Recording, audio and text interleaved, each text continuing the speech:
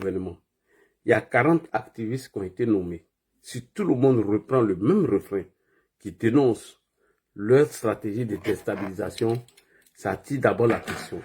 Mais malheureusement, il n'y a qu'un qui parle toujours de ça. À force de répéter que Guillaume Soro était allé faire une alliance avec nous quand ils n'ont pas accepté les partis, et pour Gbagbo, on commençait à comprendre. Et où? J'étais sur un panel où j'ai joué cette vidéo, pourtant je l'ai joué plusieurs fois ici, ils n'ont pas compris. Donc ça, c'est le rôle des activistes. Ce que le ministre vient de dire. En réalité, on a gagné les élections. Ils n'ont pas l'intention d'aller aux élections. Ils veulent préparer un coup d'État. Alors, dans le même livre de Genshat, où il parle de la dictature à la démocratie, il a un autre livre qu'on appelle l'anti-coup d'État. Et qu'est-ce que l'État doit faire? C'est ce que l'État est en train de faire. Tuer tous les velléités de coup d'État dans l'œuf. Dès qu'on annonce qu'il aura temps, il faut toujours anticiper. Je prends un exemple.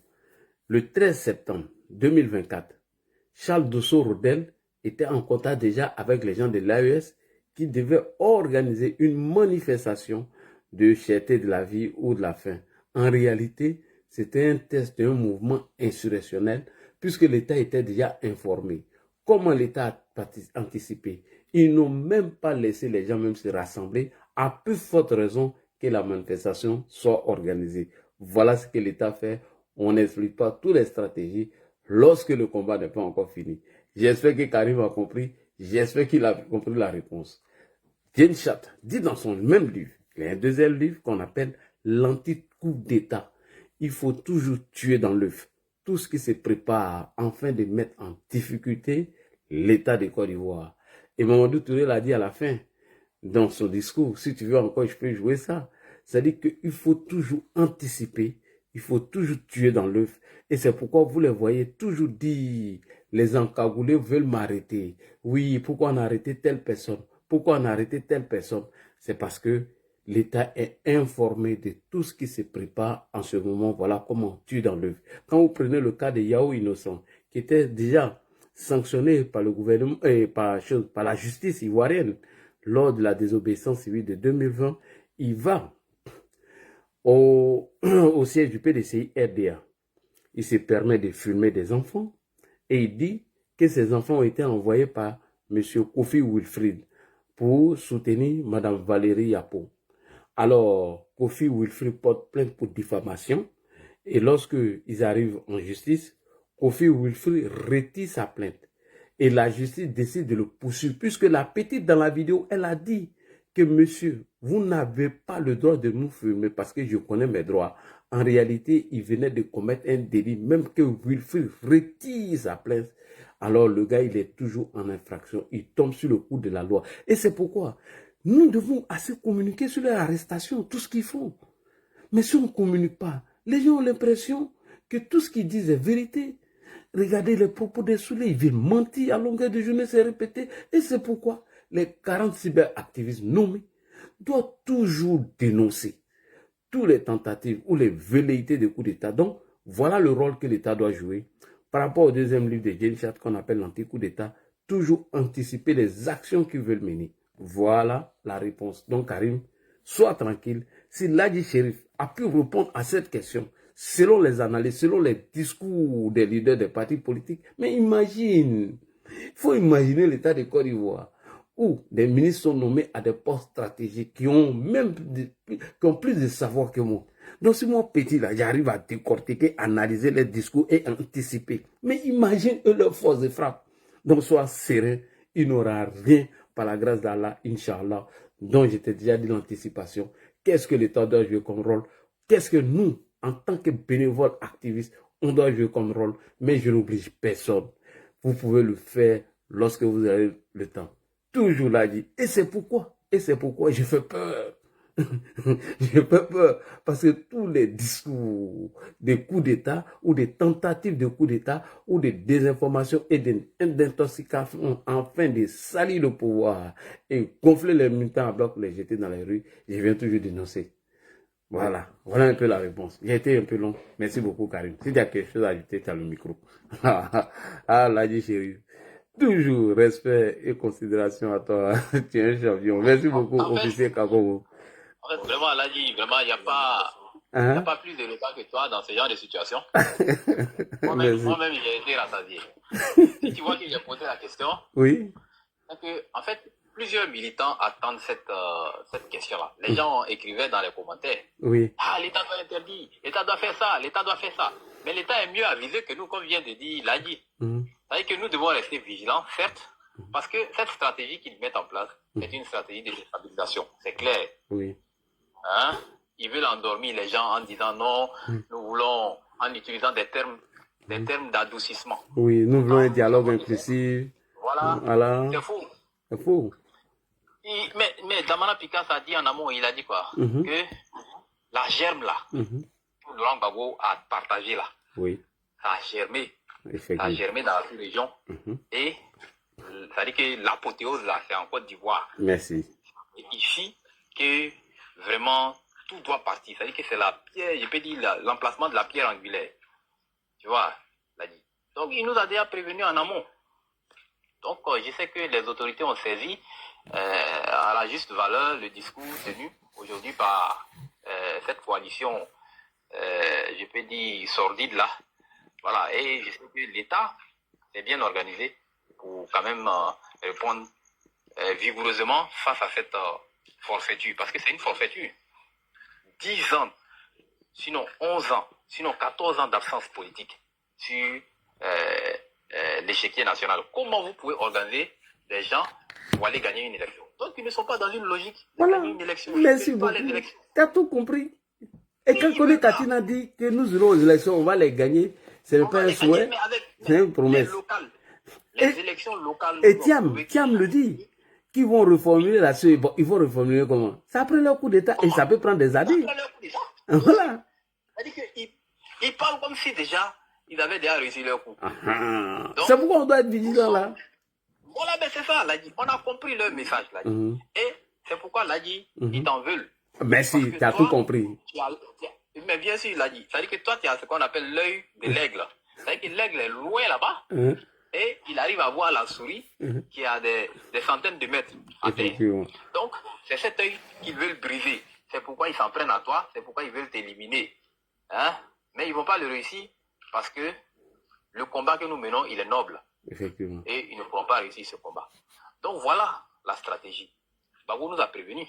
Il dit, il faut des manifestations permanentes et multiformes. Et ce jour-là, vraiment, je n'avais jamais vu Gbagbo aussi déterminé. Il a utilisé des termes qui touchent à la sensibilité des gens qui sont frustrés.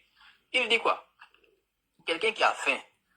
Comme si lui, il a donné la nourriture à tous ceux qui étaient là. Lui, il n'a pas tué des gens qui ont pris une fourchette avec des femmes qui ont marché, qui ont pris une fourchette avec des assiettes.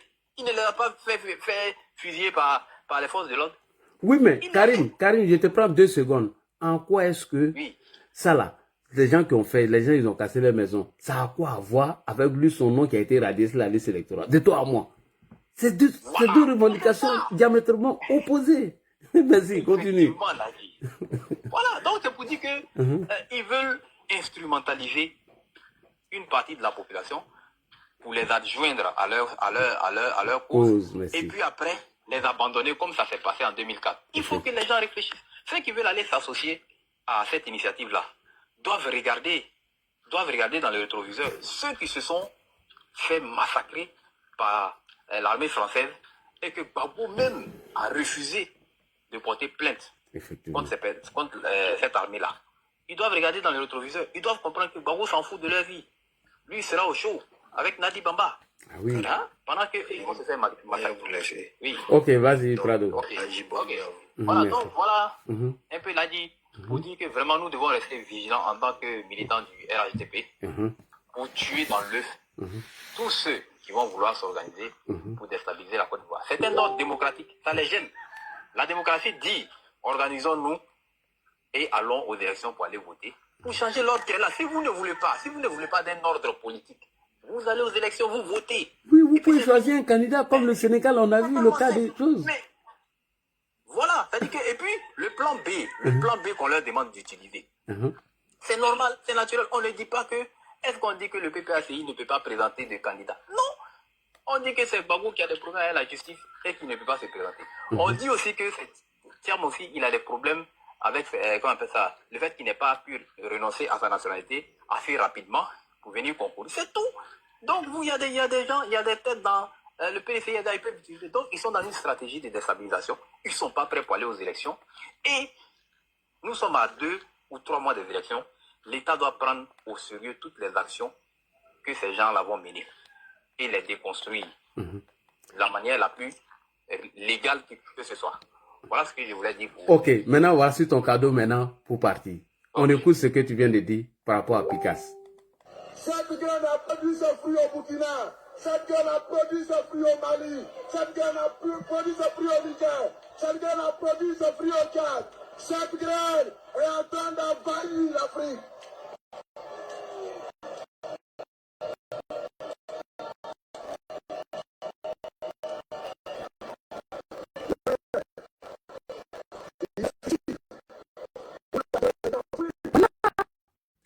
Ici.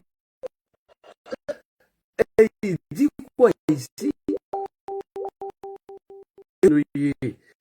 Oh, attendez, je vais reprendre encore le discours. Parce que Facebook, quand elle me joue une photo, on revient croiser.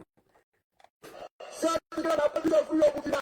Cette graine a produit ses fruits au Mali. Cette graine a produit ses fruits au Niger. Cette graine a produit ses fruits au Tchad. Cette graine est en train d'envahir l'Afrique.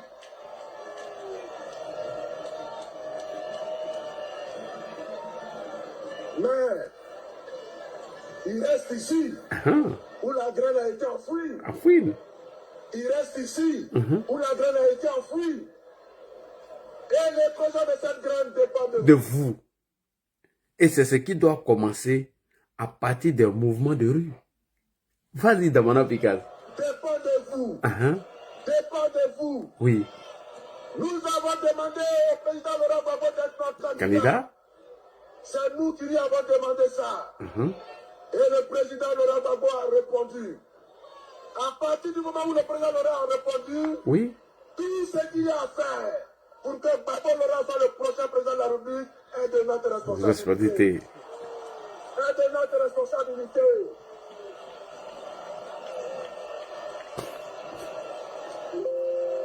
Oui. Est-ce que vous êtes prêts? Tous, nous avons demandé à Gbagbo d'être candidat. Il a accepté. Maintenant, tout ce qu'il y a à faire, c'est à vous de le faire. Et c'est ça qui doit commencer maintenant par le mouvement de rue. Parce que ce qui s'est passé au Burkina, au Mali, ce sont les mouvements de rue. Au risque de me répéter, on a vu avec Mamadou Diko et le M5 RFP, c'est eux qui ont affaibli le régime de Ibeka et les militaires sont venus parachever. Eux, comme la graine a poussé, il faut commencer par les manifestations de rue. Et il dit dans une autre vidéo que ceux qui ont fait ce coup au Burkina Faso, au Mali, ça a été déclenché par les mouvements de rue. Et c'est le mouvement de rue qu'il faut commencer maintenant.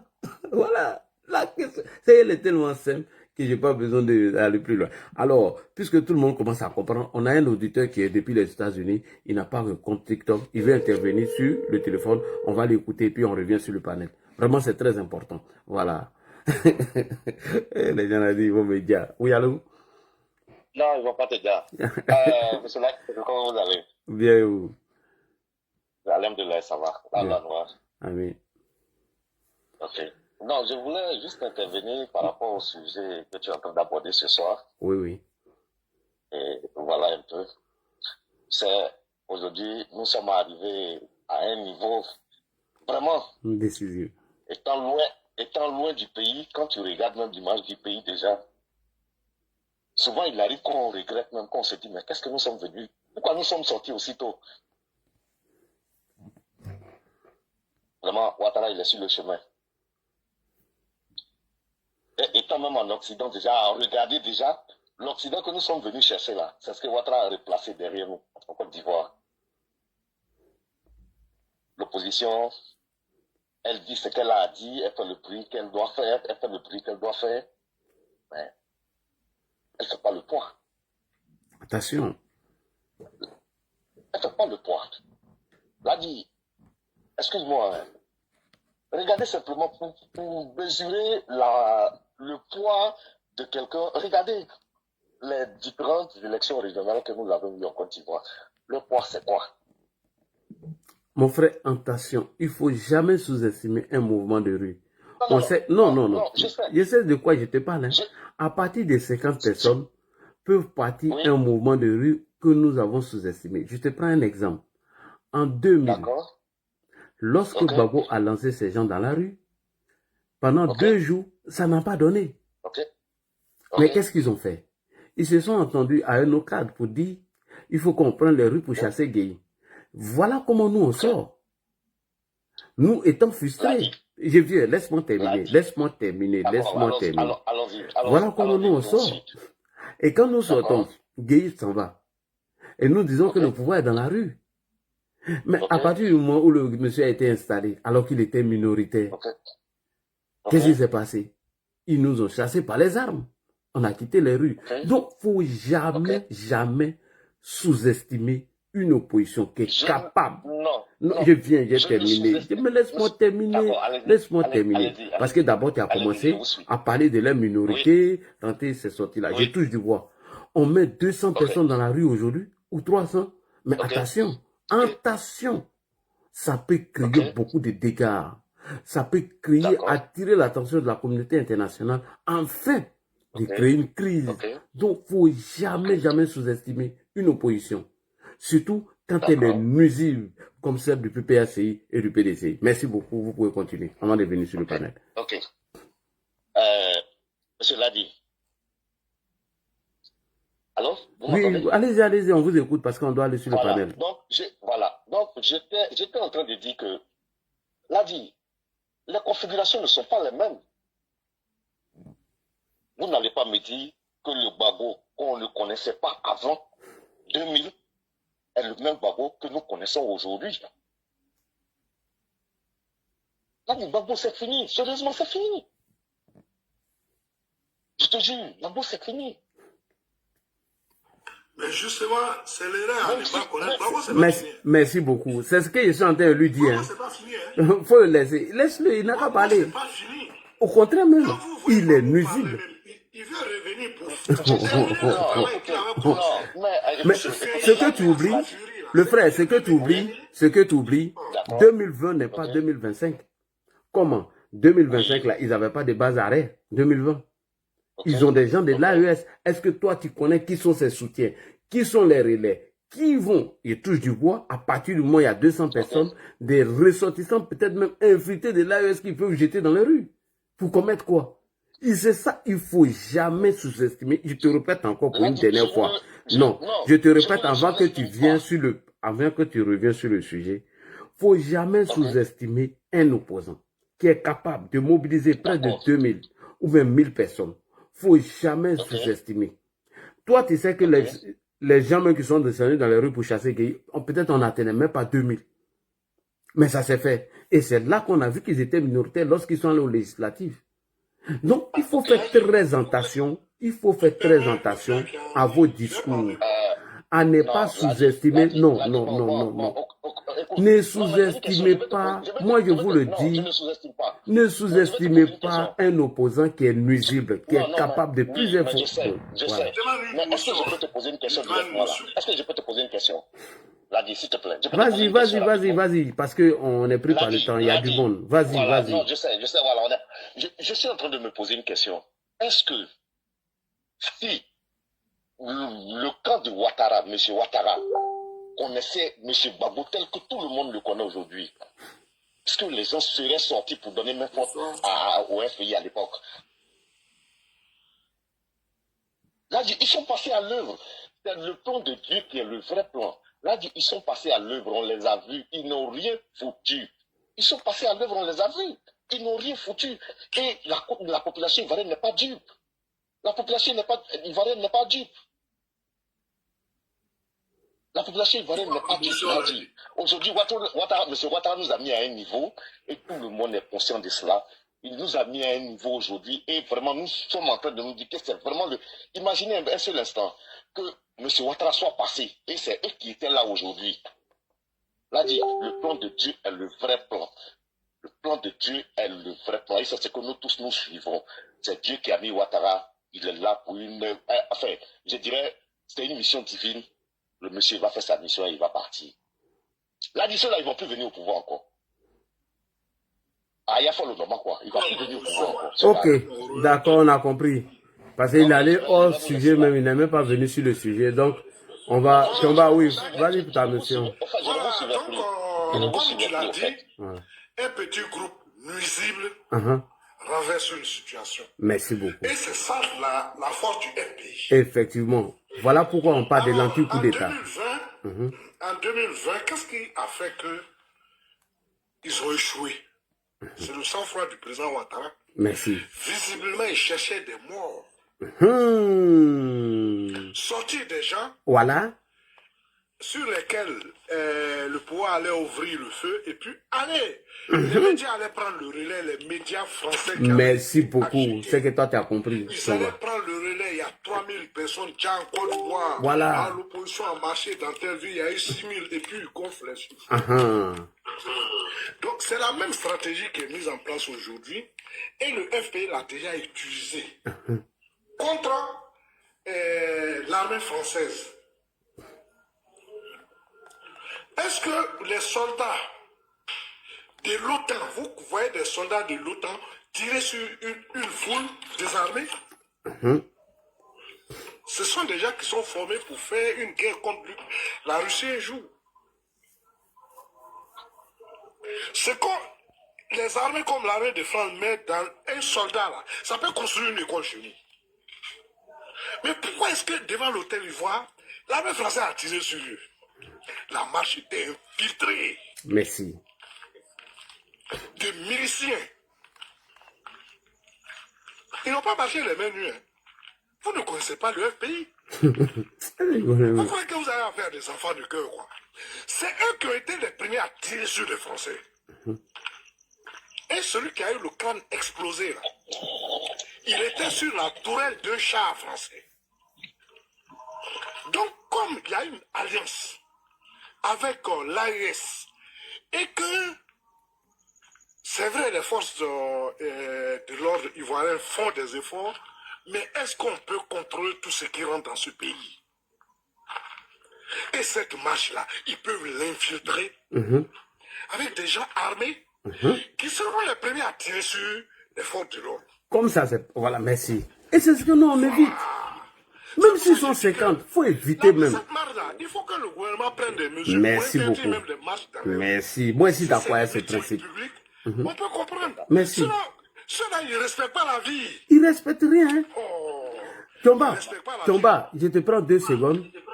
En 2020, là, lorsqu'il y a 2 personnes qui ont déjà, ils annonçaient 10. Lorsqu'il y a 3 personnes qui déjà, c'est ce qu'ils attendaient. Et Dieu merci, le parti, le RHDP a fait un communiqué public pour demander aux militants de ne même pas sortir, de ne même pas répondre. Et que la police allait régler. Si tu as remarqué, les policiers, ils n'étaient même pas armés. Ils avaient que des matraques et ils avaient l'eau chaude en 2020.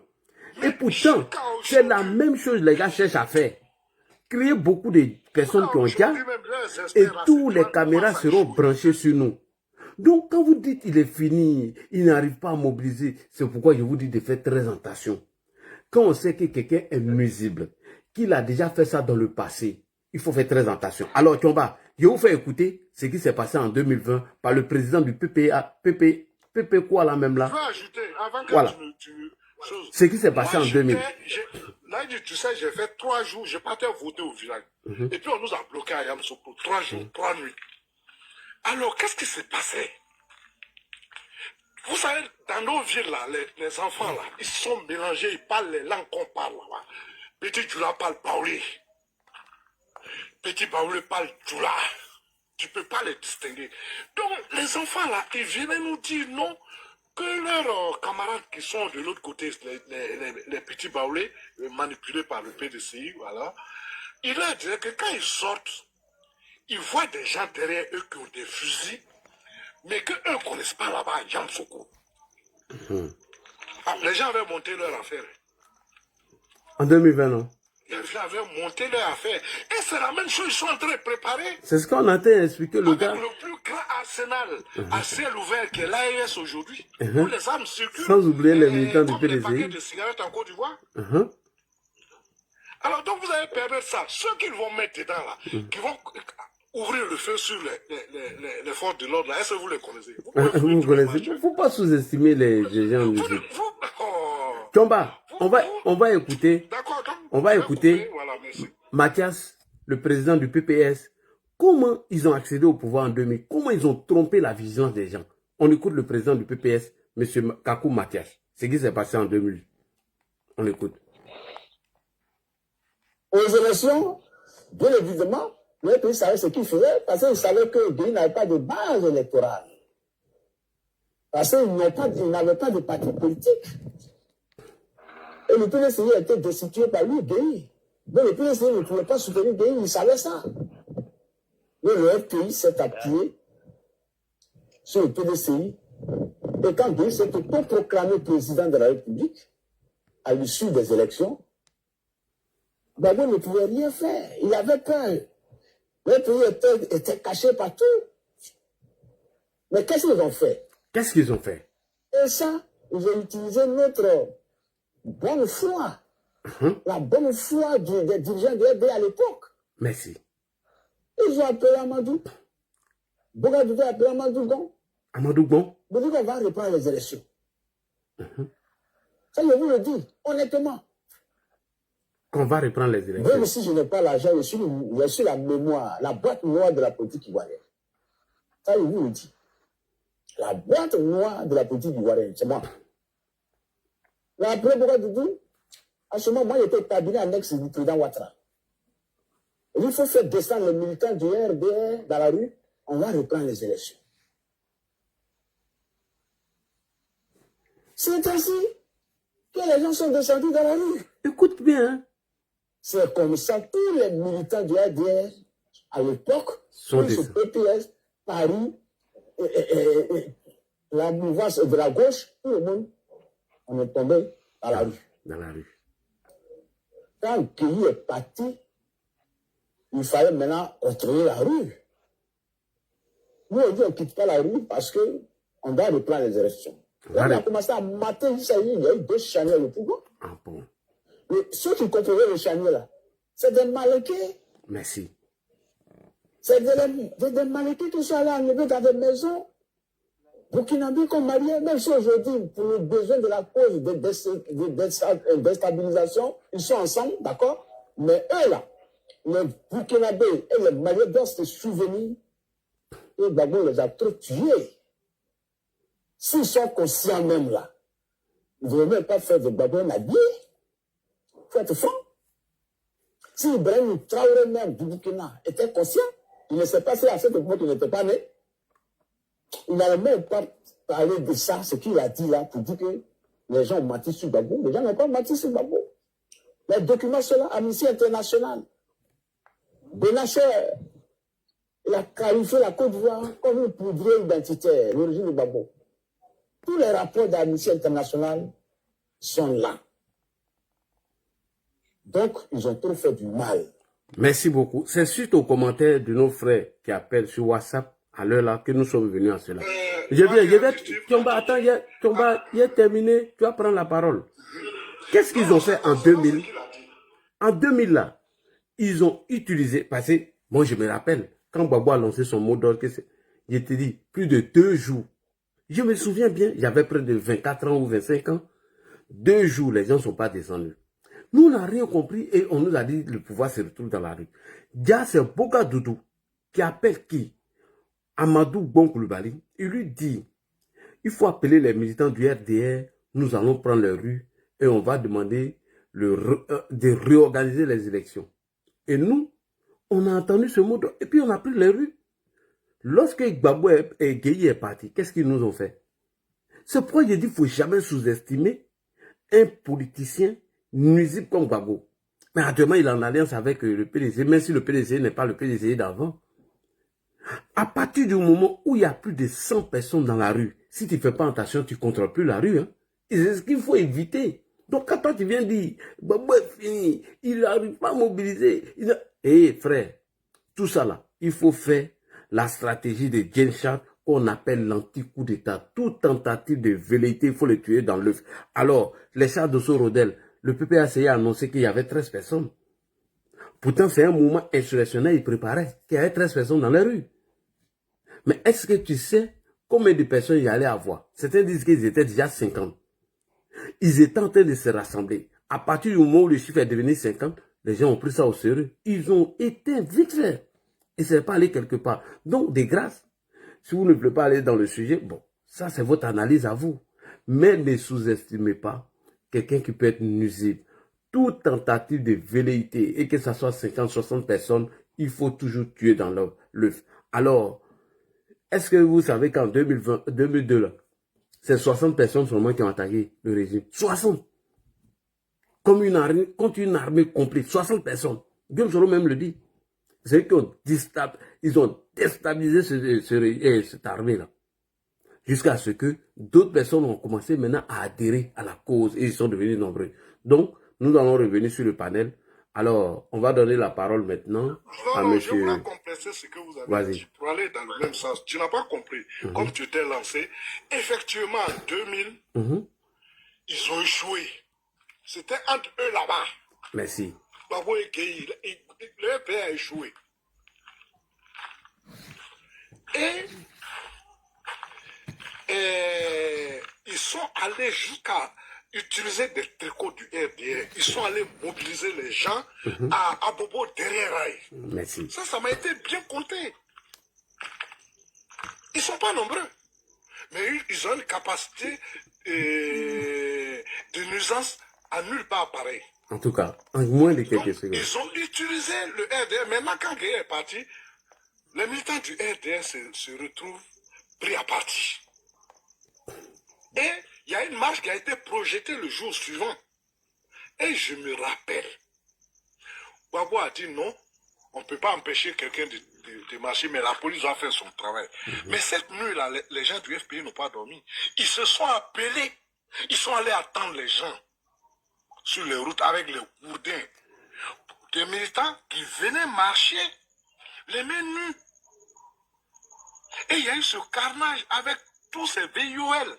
C'est pour ça, le fait que j'ai brûlé mes journaux, ça me fait trop mal, là dit. J'allais vous donner les photos là, du patriote.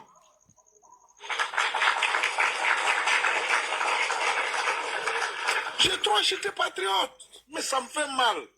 Les photos là, tu vois, des gens poussaient même des dames pour aller les VUL. Nous, on a trop pleuré, là dit. Ils ont utilisé le RDR pour prendre le pouvoir. Et puis ils ont commencé la répression. Voilà, merci. Le régime de Gbagbo était plus cruel que celui de l'apartheid. Parce que là-bas, au moins, c'était des blancs contre des noirs. C'était des blancs contre des noirs. Donc, si vous croyez que non, c'est une manifestation, ils vont envoyer des gens armés dedans. Ils vont à droite, ils vont à gauche, moi j'avance. On s'en fout de la vie de ces militants. La seule vie qu'il respecte, c'est celle de sa famille. Voilà, les gens étaient encore dans les morgues. Quand il a acheté une maison pour sa fille aux États-Unis à 6 milliards, la maison d'Andrew Young, ancien maire d'Atlanta. Les gens qui marchent comme ça, là, regarde, avec Kalachnikov, et puis ils ont t-shirt FPI. Oui. Toi, tu as nous dit, on a qu'à les laisser, ils sont minoritaires, Gbagbo ne peut pas mobiliser. Même à la guerre, là, ça continue. Il y a un qui est clair, un ancien milicien. Lui, il appelle clairement, il ne se cache même pas. Il appelle les anciens soldats. Bon, comme c'est pas bon de partager les vidéos de ces gens-là, sinon quand même c'est clairement un appel à ceux, il dit ceux qui n'ont pas été payés et qui souffrent de reprendre l'exemple. On a un commandant qui n'a pas encore pris la parole. Hein. On va donner la parole à commandant. Voilà, il ne faudrait pas que les gens croient que non, c'est un groupuscule. Oui, le président a trop travaillé. Qui vous a dit que ce que Alassane Ouattara a construit, ça intéresse ces gens? En tout cas, chose même on fait, Goudron, ils partaient cassés. Et ça ne les intéresse pas. Ça, ils s'en foutent de ça. C'est vous qui parlez de ça, le président a travaillé. Ça, c'est pas leur problème. Ils s'en foutent. Je ne suis pas Gbagbo parce que c'est un travailleur. Non, non, non. C'est pour d'autres raisons. Effectivement. Voilà, merci. Commandant Invisible, bonsoir. Oui, bonsoir Ladi. Bonsoir. Bonsoir à tous. J'aimerais faire remarquer déjà que par rapport au thème de la soirée, oui, le rassemblement donc qui prévoit le 2 août, effectivement, fait partie des premiers rassemblements, parce qu'il y en a eu 2 à Nono, organisés par la société civile et puis Chéri Baye. Effectivement. Donc c'est le couronnement de ces 2 rassemblements de Chéri Baye, d'autant plus qu'aujourd'hui elle fait partie du PPACI. C'est le couronnement donc, de ces 2 rassemblements à Nono, vers la Rivera 2, qui veulent traduire sur une longue distance et sur un espace plus dégagé. Et lorsque vous prenez la dernière déclaration de Gbagbo, dans lequel il lance le mouvement Trop c'est trop, vous reprenez ce test-là, ça fait maintenant quasiment un mois, mais le test, il est celui que Pichéric Baye, quand vous étudiez bien les mots, il est celui de la société civile de Pichéric Baye, qui aujourd'hui, après la dissolution de la FECI, s'est fondu dans le PPACI de Gbagbo. Ça, c'est un point que j'aimerais bien préciser au débat, parce qu'on est focalisé sur la marche du 2, mais Pichéric Baye et son groupe, ils sont impliqués fortement dans cette marche du 2, parce qu'ils n'attendent que ça. Ensuite, en début d'émission, de live, tu as fait passer l'une des victimes de 2004 devant l'hôtel Ivoire. Effectivement. Et j'ai bien eu pitié de son état actuel, mais je pars du postulat qu'un gore reste un gore. Si aujourd'hui, 24 juillet 2025, cet homme-là te lui repose la question, il va te dire qu'il est prêt à aller marcher avec Gbagbo le 2 août. Il va te dire qu'il est prêt à aller marcher avec Gbagbo le 2 août prochain.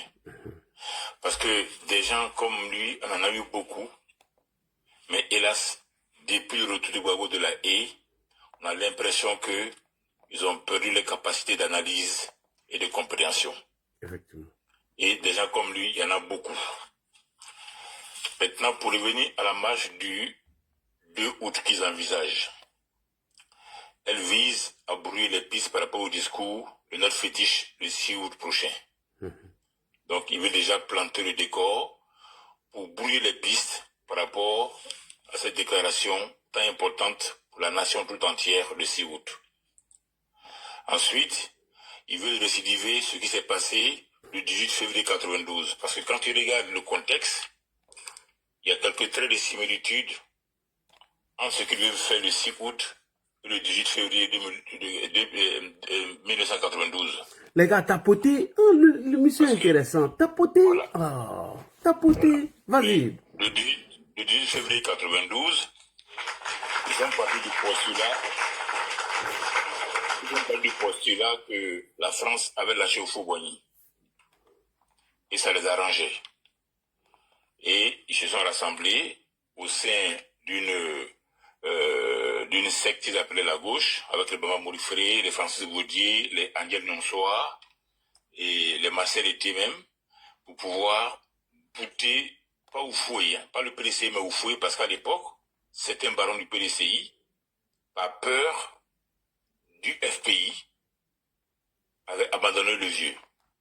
Donc leur stratégie, c'était justement de bouter Oufoué hors du pouvoir.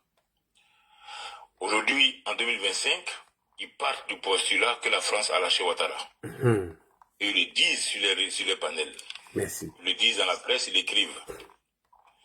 Donc, ils veulent d'une façon ou d'une autre pousser le président Ouattara à la faute, comme ça a été le cas en 92. Ils veulent le pousser à la faute à la veille des élections. Pour eux, comme la France l'a lâché, c'est le moment de pousser un petit peu le bouchon. Et ensuite, au niveau de l'itinéraire, qu'est-ce qui a dégénéré en 92? Parce qu'en 92, il ne faudrait pas oublier que le jour où ils font les marches, Aïpo Marshall et les gens de la FECI sont jugés ce jour-là. Quand vous voyez les archives, vous verrez que ce jour-là a lieu le procès au tribunal d'Abidjan des membres de la FECI, dont Aïpo Marshall, le secrétaire général. Donc, contre toute attente, ils vont changer d'itinéraire. Et c'est ce changement d'itinéraire qui va rendre les choses incontrôlables. Merci beaucoup. Et ils vont se retrouver au palais de justice ou encore ils vont incendier des véhicules. Je vais y aller. Et on sera obligé en ce moment-là de les arrêter. C'est pas Et aujourd'hui, quand tu regardes leur programmation, si cette marche n'est pas annulée, il est sûr et certain qu'ils ont l'intention de couper Abidjan en deux, en occupant les deux ponts. Et ensuite, il y a de fortes chances qu'ils changent d'itinéraire à la dernière minute pour pouvoir se retrouver ne serait-ce qu'à la place de la République. Tout ça dans le même but de décrédibiliser parce que en ce moment-là, leurs relais sur les réseaux sociaux sont en alerte. Il va suffire qu'un seul policier touche les cheveux d'un militant PPSI ce jour-là, que ça passe même chez Afrique Média, les Camerounais. Pour salir le gouvernement, pour salir notre fétiche, pour encore dire qu'il n'y a pas de démocratie, qu'une seule marche a été réprimée par-ci par-là. Donc ils sont revenus au schéma de 92. Maintenant, qu'est-ce qu'il faut faire après pour ce qui est du gouvernement? Je vais parler de ça en dernier point. Oui. Mais je vais m'atterrir sur la candidature de Domelo. Parce que la candidature de Domelo, c'est un double poison. Un double poison, c'est-à-dire que le poison qu'on veut éviter, qui est le président du PPAC aujourd'hui, il y a un poison plus dosé et plus frais qui est Domelo. Quand il annonce sa candidature, on va regarder un peu le contexte. Il intervient à un moment donné où il y a un bras de fer entre nous qui faisons 40% de l'UEMOA et le Burkina qui va lui prendre le siège de l'UEMOA. La Côte d'Ivoire a dit niet. Le contexte international. Et Domelo, deux hypothèses pour sa candidature. On peut dire dans un premier temps que sa stratégie est comme un hameçon qu'on lance à l'eau, sa candidature. Au sein du PPACI, on veut essayer de détecter les traîtres. On veut essayer de détecter les mauvais grains. Parce qu'en 2010, c'est ce qu'ils ont reproché au camp Gbagbo, que lorsque les choses n'avaient pas encore commencé, il y en a qui ont fui les traîtres pour se cacher dans les ambassades d'Afrique du Sud comme Mangou ou encore pour aller au Ghana. Donc ils lancent la candidature d'Omelo comme un hameçon, un attrape-nigo. Ceux qui sont traîtres, ils vont sortir. Et vous avez vu qu'il y a 2 secondes couteaux proche d'Omelo qui a été sanctionné. Ça, c'est la première hypothèse. Deuxième hypothèse, c'est une décision qui est mûrement réfléchie entre Domelo et Gbagbo. Merci. Qui est mûrement réfléchie entre Domelo et Gbagbo. Pourquoi? Parce que Domelo aujourd'hui, c'est l'élément de la Russie. C'est l'élément des BRICS, les pays qui sont opposés à l'OTAN. Et aujourd'hui et maintenant, la Russie a besoin de la Côte d'Ivoire. La Russie veut gagner la Côte d'Ivoire comme ils l'ont essayé avec le Sénégal de Sonko. Mais Dieu m'en fait aujourd'hui, l'antenne fait marche arrière. Donc la Russie est pressée, à 3 mois des élections, d'avoir son pion en Côte d'Ivoire. Donc ils vont laisser Gbagbo qui va être la tête des fils à l'intérieur et ils vont appuyer Domelo avec le soutien cette fois-ci de l'AUS, notamment de Soro Guillaume. Donc cette stratégie-là, elle consiste à faire croire que Domelo, il a démissionné du PPACI, mais il n'en est rien. C'est une candidature qui est soutenue par la Russie en accord avec les pays de l'AIS et surtout en accord avec Soro Guillaume. Si Soro pouvait rentrer en Côte d'Ivoire, Soro serait rentré pour être le candidat de l'AIS et des BRICS, chapeauté par la Russie. Mais comme Soro ne peut pas rentrer, il faut trouver un candidat de substitution, qui est la personne de Domelo. Parce qu'il a fait des tournées à l'international. Et c'est pas pour rien qu'après ces tournées-là, il déclare sa candidature. C'est à dessein. C'est à dessein. Donc aujourd'hui, ils peuvent juger ou estimer que Gbagbo est francophile. Et en 10 ans de pouvoir, on a compris que Gbagbo était le plus grand francophile. Et à l'opposé, Domelo est un pro-russe pur dur. Donc au nom de ces accords, justement, on lance en candidature. Mais ce n'est pas une guéguerre entre lui et Gbagbo, ce n'est qu'une stratégie. Le PPACI permet donc de repérer ses traites en son sein, et de deux, c'est une candidature qui est mûrie, qui est préparée, qui est calculée. puisque Gbagbo ne peut pas encore, il n'a pas cette force-là de sillonner l'AUS ou encore de se déplacer, Don Melo est cet élément-là qui va faire la courroie entre Gbagbo et les BRICS. Si Soro pouvait rentrer en Côte d'Ivoire, il aurait joué ce rôle. Mais le jeune homme à la roquette ne peut pas faire ce boulot-là. Et c'est Don Melo qui fait ce boulot. Donc ne nous trompons pas sur sa candidature. C'est une candidature, c'est un poison. Si demain, les lanternes se calment, avec beaucoup plus de lucidité, le PPACI va prendre acte de la candidature de Don Melo. Ils vont pas, quoi que ce soit, le radier ou encore le renier, ils vont prendre acte de sa candidature. Parce que quand tu regardes un peu, si Don Melo devait quitter le PPACI, il devait s'éloigner de Gbagbo. Mais Don Melo a tenu des propos, mais qui étaient édifiants.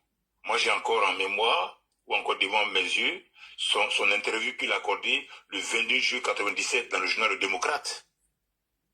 Le 22 juillet 1997, dans Le Démocrate, qu'est-ce qu'il a dit FPI? Il dit, il y a une fascisation du FPI. Il dit, la désinformation au FPI rappelle les pratiques du fascisme.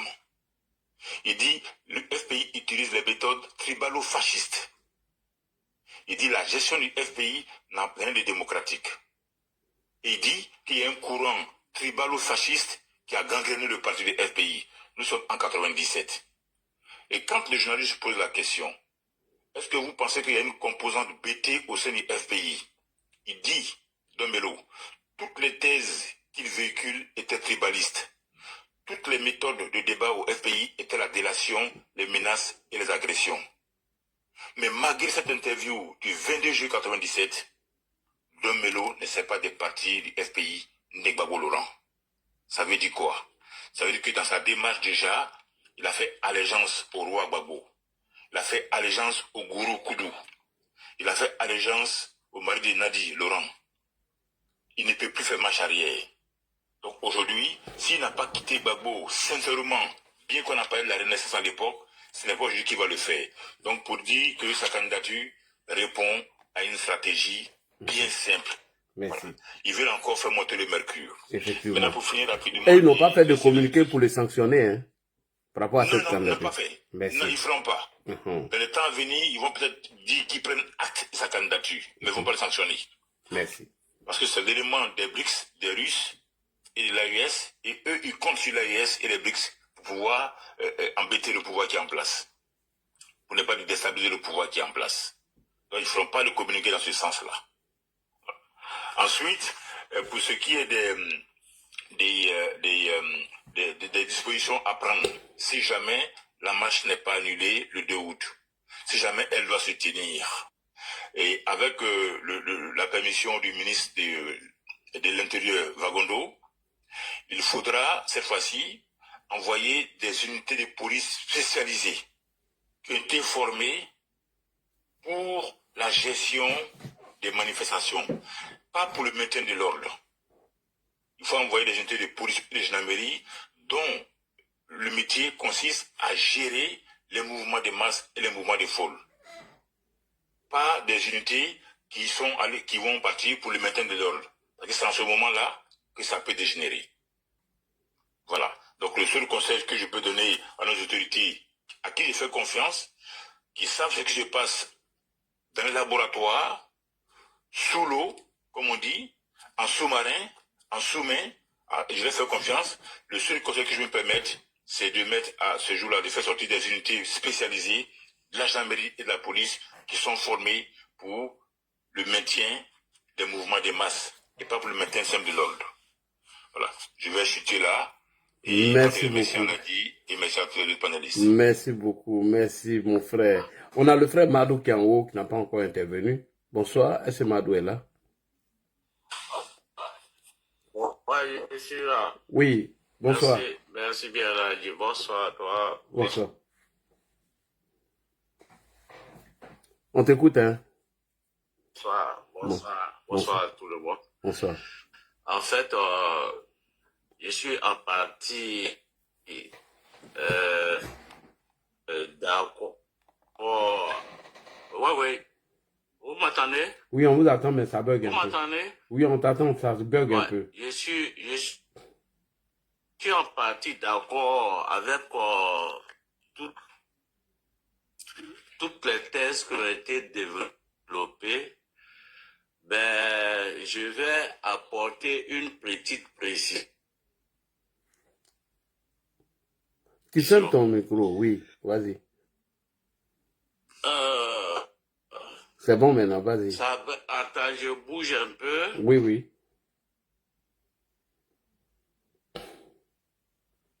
Ça va un peu. Oui, ça va, on vous écoute. Allô? Oui, ça va. Bon, donne la parole à quelqu'un, je vais bouger. Oui, sinon ça allait un peu. Monsieur Traoré, on y va. Bonsoir. Ok, vous m'entendez bien maintenant? Oui, on vous attend, c'est ce que j'ai dit. Ok, d'accord. Mhm. Merci bien. Oui, oui. J'ai écouté toutes les thèses, toutes les analyses. Vraiment, il y a à manger et à boire. C'est ça, il y a à manger et à boire dans toutes les analyses qui ont été faites. Mais moi, j'ai dit, moi personnellement, j'ai dit que la manifestation que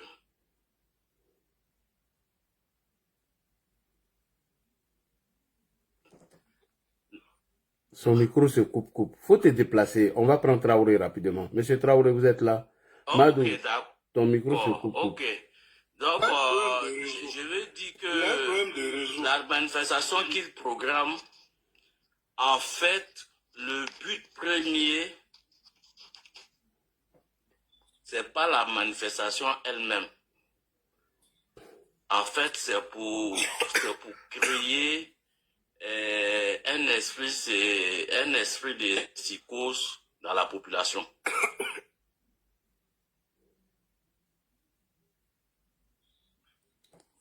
Ah, il est descendu. Alors, monsieur Traoré, est-ce qu'il est là, monsieur Traoré? Oui, je suis là. Bonsoir, Ladi. Bonsoir, monsieur Traoré.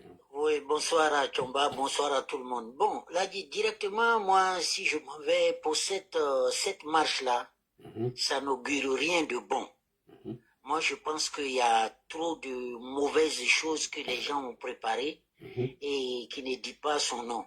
Parce que tu vois, dans le temps, ils se sont appuyés sur la FESI, sur les étudiants pour commettre ce qu'ils ont commis. Mais comme la FESI n'est plus, ils se sont basés maintenant sur des soi-disant sociétés civiles, machin, et pour organiser des marches et puis étaler, sinon dérouler leur programme lugubre qu'ils ont préparé dans le noir. Cette marche-là, c'est une marche que les autorités doivent vraiment cerner tous les contours.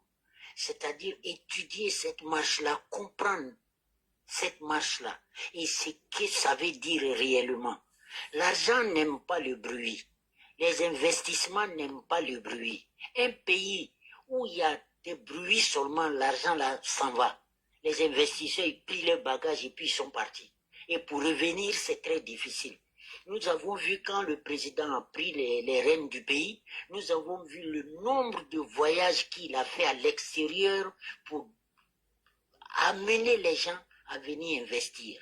Ces gens-là, à défaut de prendre le pouvoir, ils veulent faire quelque chose de très mauvais qu'est de chasser les investisseurs, qu'est de chasser les gens, c'est-à-dire créer un climat vraiment de peur. Effectivement. Ces gens-là, voilà ce qu'ils cherchent. Donc cette marche-là, à défaut de l'interdire, vraiment, il faut que le jour qu'ils sortent là, que eux-mêmes, ils voient ce qui est en face autour d'eux là, qu'ils voient que c'est 2, 3, 4, 5 fois plus dangereux que eux-mêmes, et là, ils vont jouer balle à terre. C'est des personnes, même s'il est seul, regarde, il y a des trucs qui sont là, sont vivants et mauvais. Mais quand il meurt, l'odeur même est encore plus mauvaise que quand il est vivant. Ce parti politique-là est comme ça. Tu crois que au moment où tu crois qu'il est penché, il est couché, qu'il n'est pas... C'est ce moment-là, l'odeur qu'il dégage là est tellement mauvais que ça te rend plus malade même que quand il est vivant. Il faut faire attention à ces gens-là. Ils nous ont tellement maltraités, ils nous ont tellement fatigués dans ce pays-là qu'on ne peut plus se permettre de leur faire une lucarne qui va leur permettre encore de dérouler encore sur leur méchanceté-là. Tout ce qui parle d'Omelo par là, c'est rentré, tout ça c'est faux. C'est des choses que les gens ont préparées dans le noir et qui sont en train maintenant de faire sortir. Il faut se méfier de cette marche-là. Il faut se méfier de tous ces gens qui se font passer pour les sociétés civiles et autres, à l'image de Pulcheli Balé et autres et tout ça là. C'est dangereux, cette dame-là, elle n'est rien. C'est pas des personnes. Tu es société civile, c'est quoi? Société civile, là, c'est les maisons qui sont chères, là, c'est ça? Tu viens marcher pour ça? Cette marche-là, c'est pourquoi? C'est pour dénoncer quoi? Mais ces gens-là savent réellement ce qu'ils veulent. Ils savent pourquoi ils sont là. Il faut se méfier. Hein. Le président et le gouvernement de Côte d'Ivoire ont amené ce pays-là à un niveau de développement. On a vu tout à l'heure là, on a vu ce qu'ils ont fait, comme ils ont émis comme chose sur le Japon. On a vu l'argent que la Côte d'Ivoire a récupéré là-bas. Donc, c'est parce que les gens voient qu'il y a la confiance, le truc, que le pays est calme, le pays est posé, il n'y a pas de truc. C'est pour cela que les gens travaillent avec la Côte d'Ivoire. On ne va pas encore permettre à des gens comme cela qui vont venir enflammer le coin, effrayer les gens pour qu'ils partent et on va recommencer tout à zéro. Moi, je pense que cette histoire de marche-là, c'est un prétexte. Sinon, c'est les prémices de ce qu'ils ont mûri longtemps, ce sont ces prémices-là, ça a commencé comme cela. Et quand on va les laisser, quand on va leur faire cette ouverture, quand on va leur donner cette opportunité, je t'assure que nous-mêmes, on va vouloir remettre le pays sur les rails et ça sera difficile. Il faudrait que les gens fassent très attention. Il faudrait que les gens se méfient. Et regardez aujourd'hui sur la toile. Ce sont des gens qui sont dans des villages, qui sont dans des villes de l'intérieur, qui sont dans des choses qui font des vidéos et qui attaquent directement le président de la République. Ils n'ont même plus affaire au RHDP. Ils n'ont même plus affaire aux militants des choses. C'est le président de la République qu'on attaque directement dans des vidéos. Quand tu prends de ça, il faut te dire qu'il y a eu des infiltrations partout. Et que les gens, ils ont commencé à dérouler maintenant leur stratégie. Il faut faire attention. Il faut faire très attention. Cette marche-là n'augure de rien de bon. Il faut faire attention parce que ces gens-là, même à toi, même à deux, ils sont mauvais. Ils sont très mauvais et nuisibles. Voilà, ils sont pas bons. Parce que nous, là, on est dans un campement à choses ici. Mais qu'est-ce que ces enfants-là ont fait? Non, quand ils avaient leur plaie, quand ils sont blessés, quand ils sont malades, c'est leur maman qui les soignait, ces petits-là. Mais quand les trucs ont commencé, ils ont barré les routes ici. Ils ont fait descendre nos mamans des Woro pour les contrôler. Et moi, j'ai la deuxième femme de mon oncle qui a regardé dans ses yeux, qui lui a dit, mais toi là, tu as oublié ta sale plaie qui était dans ton pied là, c'est pas moi qui t'ai soigné. Moi encore, tu viens me demander les pièces d'identité. Et nous, on ne veut plus revivre ça. On est fatigué de ces gens-là. Il faut que la réponse là soit, c'est-à-dire 10 fois à la hauteur de leur attaque là, pour que ces gens-là au moins baissent les blancs. Je te dis, mon frère l'a dit, l'argent n'aime pas le bruit, le développement n'aime pas le bruit. Et ces gens-là sont prêts, à défaut de prendre le pouvoir, ils sont prêts à créer une chaîne pour emmerder les gens. Et donc vraiment, je demande aux autorités de la Côte d'Ivoire, je demande aux Ivoiriens, ceux qui aiment leur pays, je n'ai pas dit les gens qui viennent, parce que les pays partout, là, vraiment, ouvrez les yeux, aidez le président. Il en a tellement fait, ce monsieur-là, il faut l'aider. Il faut l'aider. Il a trop fait pour le pays. Et regardez ce qu'il a fait, on a toujours besoin de lui. Il faut l'aider. Ces gens de marche, à défaut de l'interdire, vraiment, il faut mettre des gens qui, quand ils sortent et puis les voient là, eux-mêmes, ils jouent bas la terre. Vraiment, mon frère, je vais m'aider là. Merci beaucoup. Merci beaucoup, Traoré. Demain, on risque de veiller demain, hein, parce que après-demain, je ne travaille pas, puisque je ne vais pas au village dans 2 jours là. Ma rébellion a commencé là-bas. Mes petits les ont commencé encore. Alors, bonsoir, ma grande soeur Fatih, comment tu vas? Oui, ça va très bien. Bon, on Merci vient de nous beaucoup. faire l'annonce de tout ce qu'on a dénoncé depuis longtemps là. Mais vraiment, franchement, Donc, votre appelez-moi le prophète analyse, de l'analyse politique. Ouais, tout ce qui est dénoncé, enfin, ils ont commencé. franchement, ça fait froid au dos. Et c'était tellement juste. Et il n'y a vraiment rien à dire. Tout ce que vous aviez dit, tout un chacun a dit ici. J'ai tout écouté et en même temps, j'avoue que j'ai vraiment peur. Et très peur. Non. Et donc, moi, oui, franchement. Faut pas avoir peur. On par t'a déjà rapport à donné la cette solution marche, tout à l'heure. oui, je sais que tu as tout dit, hein. Franchement, il n'y a vraiment rien à ajouter. Je suis restée là à écouter tout un chacun de vous, mais vraiment, mais si moi, je voudrais juste rajouter quelque chose pour moi, cette marche, qu'on l'empêche, quoi qu'il en vienne. Parce que pour moi, vaut mieux l'empêcher que de laisser faire, quoi qu'il en vienne, s'ils vont marcher, et ils vont tenter de faire des choses qui sont pas normales et pour pouvoir trouver des défauts. Et donc, ils diront, quoi qu'il en vienne, ils diront quelque chose. Donc, le mieux, c'est de l'empêcher.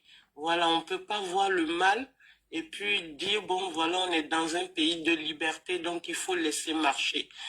Sachant qu'ils viennent pas pour marcher. Ces gens-là ne viennent pas pour marcher. Donc, pour moi, il faut empêcher cette marche, comme le vieux Thiomba l'a dit ici. Moi, je pense qu'il faut empêcher cette marche. Il faut qu'on les empêche de marcher. Et à défaut de cela, s'ils ne peuvent pas l'empêcher, toutes les analyses que vous aviez faites, il faudrait aussi que le ministre des Transports, qu'ils arrêtent tous les transports. Parce qu'ils vont casser tous les bus, ils vont Non, casser c'est pas à tout cause ce d'eux. qu'il y a. Ils vont arrêter ça. Quand même, ça devait faire Oui, plaisir. mais sinon, ils vont les casser. On a vu déjà la dernière fois, peu importe tout ce qui se passe, ils cassent tout ce qu'il y a dans ce pays. Donc, moi, je pense que il va falloir même limiter les transports en commun. C'est parce qu'il y a beaucoup de transports qui sortent pour aller à leur marche. Si on ne leur donne pas de transport, comme ça, on pourra les regrouper au même endroit. Moi, je pense même qu'il faut empêcher cette marche. Il n'y a rien de clair là-dedans. Tout est sombre. Il n'y a rien, peu importe s'ils viennent à tous les coups, ils sont venus pour faire que du sale. Donc, ça sert à rien qu'ils marchent. Moi, personnellement, je préfère qu'ils ne marchent pas que de les laisser marcher et aller faire du sale boulot. Donc, le mieux, c'est de ne pas marcher. Maintenant, s'ils veulent qu'ils le prennent en mal, mais c'est pas grave. Voilà, moi, c'est tout ce que j'ai à dire parce que vous avez tout dire ici, mais en même temps, j'ai peur. Moi, je veux même pas la marche, mon petit frère. D'accord, merci beaucoup. C'est ton avis, on respecte. Mais nous aussi, il est de notre droit et notre devoir de rassurer tous les Ivoiriens qui écoutent nos lives. Voilà, n'ayez pas peur, il n'y a rien. Si le gouvernement a autorisé, c'est que dites-vous que les mesures ont été prises. Donc, faites très attention. Alors, chers frères et sœurs, est-ce qu'on ne peut pas reprendre ce direct demain et vous donner l'antenne pour que chacun de nous puisse donner son avis encore sur ce sujet? Parce que là, il s'est fait un peu tard. Permettez aussi à Ladi de se reposer. Là, comme ça, voilà. Pas de problème, Ladi. Hein? Alors, la marche a été annoncée aujourd'hui. Hein. Oui. Ils n'ont pas obtenu d'autorisation. Ça, il faut relever cela. Oui, oui. Voilà, ils ont annoncé de façon guerrière, comme ils sont formés pour le faire depuis 30 ans. Voilà, c'est Damara Picasse, le plus voyou, le déchireur des résultats des élections, c'est lui qui l'a annoncé. Voilà. Donc, ils n'ont pas encore eu d'autorisation. D'accord, ok. Il n'y a pas de problème. Donc, okay, merci on beaucoup. suit dans les jours à venir ce que le gouvernement va décider. Mais pour éviter toute forme d'interprétation, c'est d'interdire les marches jusqu'à la fin des élections. Les partis politiques, les mouvements politiques peuvent se réunir dans des lieux clos pour faire leur meeting. Effectivement. Mais c'est marcher dans la rue, comme des syndicats ou bien des organisations de la société civile, c'est pas le rôle des partis politiques. Effectivement, surtout dans à quelques mois des élections. Face à cette radicalisation du PDCI qui nous étonne tous. Voilà, pour le FPI, on connaît. Voilà, c'est un parti qui ne gagne pas des élections, mais qui est fortement violent. Voilà, Gbagbo s'en fout de la vie de lui-même, ses militants. Les seules vies que Gbagbo respecte, ce sont celles de ses enfants. En tout cas. Ceux qui sont allés donner leur vie devant son palais, son bunker, là, est-ce qu'il a eu un mot pour ceux-là quand il est revenu? Jamais. Il allait s'incliner devant la tombe de sa mère. Même Sankara n'a même pas eu l'honneur de 2 minutes de silence devant sa tombe. Il est couché là-bas à Williamsville. Dans une grosse tombe. Gbagbo, comment on appelle? Gbagbo est narcissique, il n'aime que lui. Voilà, il s'en fout, hein. Ils vont sacrifier des gens pour ça. Donc le gouvernement doit interdire les marches jusqu'à la fin des élections. Okay. Pas les meetings des partis politiques, mais les marches sur la voie publique. D'accord. Merci beaucoup. Bonne nuit. Voilà. Merci beaucoup.